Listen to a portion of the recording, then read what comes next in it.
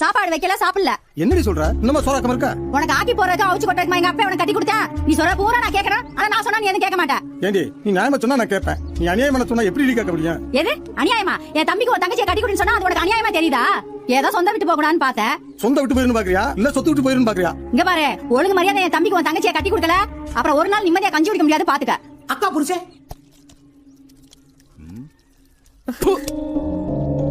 என்னடி உப்பு இல்லாம உரப்பு இல்லாம சப்புன்னு வச்சிருக்க? நான் சாப்பிடும்போது எனக்கு எதுவும் தெரியலையே.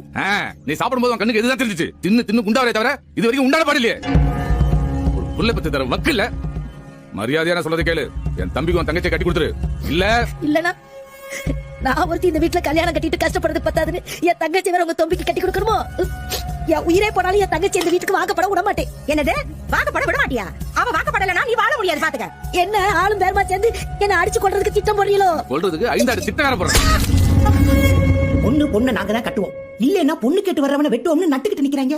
அதையும் மீறி எவனாவது பொண்ணு கேட்டு வந்தான்னா பொண்ணு கேட்டு வர மாப்பிள்ளை வீட்டுக்கு முன்னாடி பிளக்ஸா வச்சுவாங்க.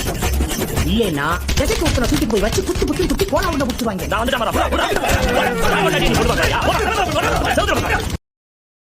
Download ShareChat.